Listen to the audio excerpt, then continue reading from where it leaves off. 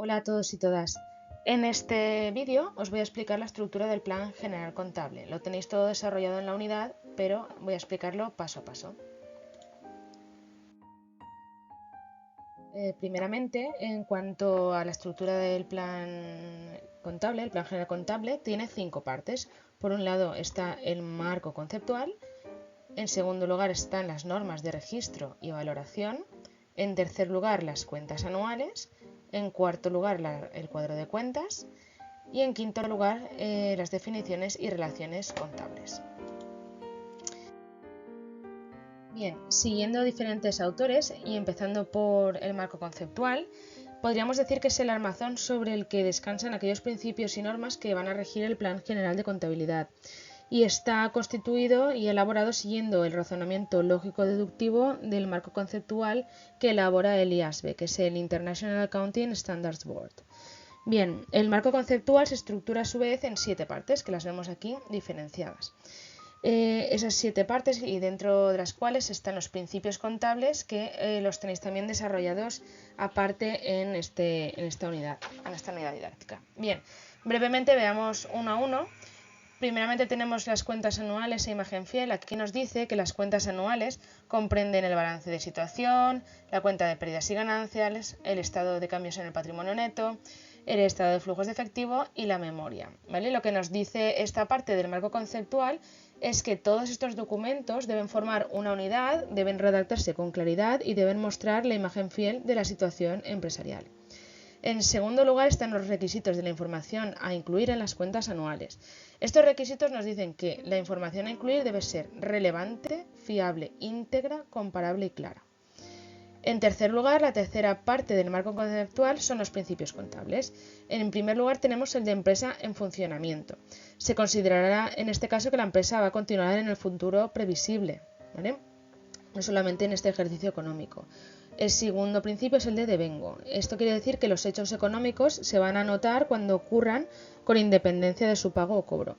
Por ejemplo, si he contraído un préstamo en diciembre del año 2020, por ejemplo, a 3 meses cuyo primer pago es en enero de 2021, ese préstamo lo voy a contabilizar en diciembre de 2020, aunque el pago sea en 2021, ¿vale? En tercer lugar, el tercer principio nos dice uniformidad. ¿Esto qué quiere decir? Dice que las cuentas deben ser comparables con otros ejercicios económicos y también con otras empresas. A ver, en este caso, en el de los ejercicios económicos, es que si elegimos el modelo italiano del libro diario, deberemos seguir con él a lo largo de los ejercicios económicos. Bien. Respecto al cuarto principio será el de prudencia. ¿Esto qué quiere decir? Dice que se deberá ser prudente en las estimaciones y valoraciones que se realicen en condiciones de incertidumbre. Por ejemplo, deberemos tener en cuenta las amortizaciones y correcciones de valor por el deterioro, en este caso en la agencia de viajes. En una entidad de intermediación turística serían pues, los ordenadores, los elementos de transporte, etcétera, porque van perdiendo su valor a lo largo de los años. Entonces este principio nos dice que tenemos que tener en cuenta esto. El siguiente principio es el de no compensación. ¿Qué quiere decir esto? Que no podremos compensar las partidas del activo y del pasivo, o las de gastos con las de ingresos, y se valorarán por separado los elementos que se integren en las cuentas anuales.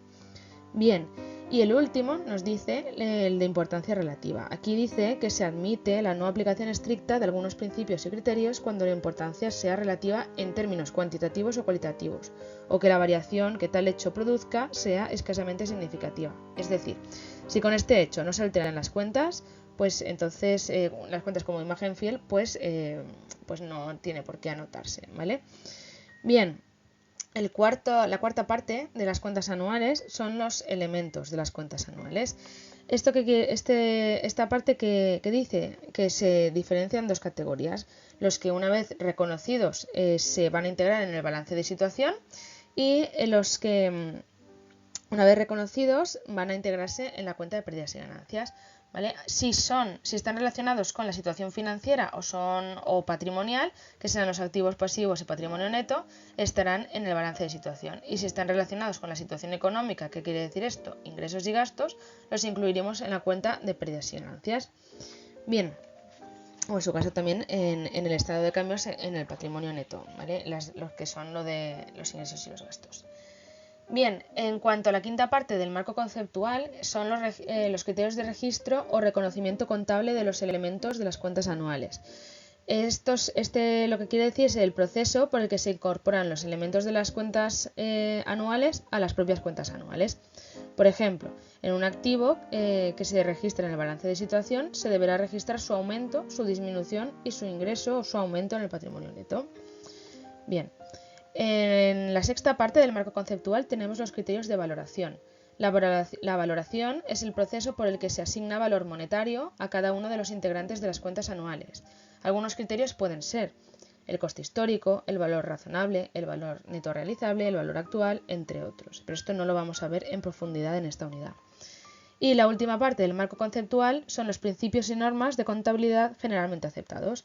¿Qué quiere decir esto? Que tenemos que mirar siempre y estar siempre pendiente de los cambios que haya en la legislación, así como el Código de Comercio, el Plan General Contable y las adaptaciones sectoriales que puedan existir, y aquellas normas que vaya a disponer el Instituto de Contabilidad y Auditoría Contable, que es el ICAC, entre otros organismos. Bien. La segunda parte de la estructura del Plan General Contable, ¿vale? Que es, hemos visto el marco conceptual y ahora tenemos aquí, digamos, la segunda parte, ¿vale? Son las normas de registro y valoración. ¿Qué pasa aquí? ¿Qué pasa en esta parte? Lo que se van a formular una serie de normas que nos van a decir cómo vamos a proceder a registrar y valorar. Tanto el marco conceptual anterior como estas normas de registro y valoración son obligatorias, ¿vale? Es obligatorio que las realicen todas las empresas y en este caso las entidades de intermediación turística. Se formulan 23 normas, en este caso, como ya he dicho, de carácter obligatorio. ¿Y sobre qué van? Sobre el inmovilizado material, el inmovilizado intangible, inversiones inmobiliarias, entre otros. Bien, el siguiente peldaño, la siguiente parte de la estructura del Plan General Contable son las cuentas anuales, que también tienen un carácter obligatorio. ¿Cuáles son los documentos que las integran? Recordemos el balance de situación, la cuenta de pérdidas y ganancias, el estado de cambios en el patrimonio neto, el estado de flujos de efectivo y la memoria. ¿Y cómo se formulan? Aquí hay una serie de normas. Se formulan cada 12 meses. ¿Por quién? Por el empresario o por el administrador, que responderá de su veracidad en el plazo de 3 meses desde el cierre del ejercicio. El ejercicio, recordemos, se cierra a 31 de diciembre. Luego hay un periodo en el que tienen que presentar estas cuentas anuales, entonces tienen que responder el empresario o el administrador de su veracidad. Luego, por otro lado, tienen que estar identificados de forma clara y en cada documento qué es, ¿vale? La denominación, balance de situación, cuenta de pérdidas y ganancias, ¿vale? También la empresa de que se trate y el ejercicio. Y también es importante que una de las normas es que estén expresados en euros. Hay dos modelos, que son los modelos normales o abreviados, y al final de la unidad didáctica tenéis puestos los requisitos para poder realizar las cuentas anuales abreviadas, ¿vale? Que van relacionadas con empresas que tengan una facturación menor o que tengan menor volumen de trabajadores, entre otros.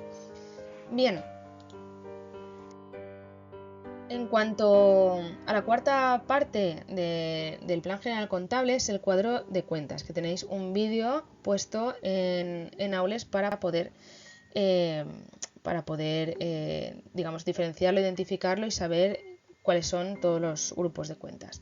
En este caso es un listado codificado en grupos, subgrupos, cuentas y subcuentas, y facilita su localización e informatización. Y además, como ya hemos visto en uno de los principios contables, será igual para todas las empresas, por lo tanto responde al principio de uniformidad.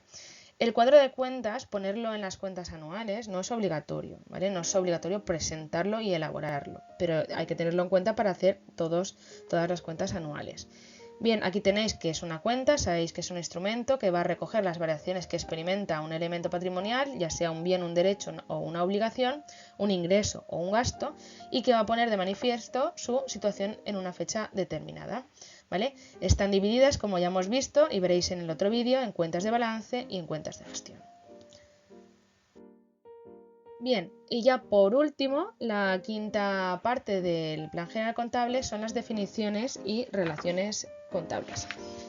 Bien, en cuanto a esta quinta parte, el plan general contable define cada uno de los grupos y subgrupos, cuentas y subcuentas del cuadro de cuentas y también indica los motivos más habituales de cargo y abono. Recordemos, cargo y abono, cargo va a ser la anotación en el debe y el abono la anotación en el haber. Esta parte tampoco es obligatoria. Las definiciones, por un lado, nos van a permitir comprender mejor la concepción del plan general de contabilidad, aclarar el lenguaje técnico que se vayan a utilizar en las relaciones contables y facilita la solución de problemas que se vayan a presentar en este sentido. Y por otro lado, las relaciones contables van a describir los motivos más comunes, como ya he dicho antes, del cargo y el abono. Cualquier duda ya sabéis que lo podemos resolver en cualquier tutoría o mediante un correo electrónico. Hasta luego.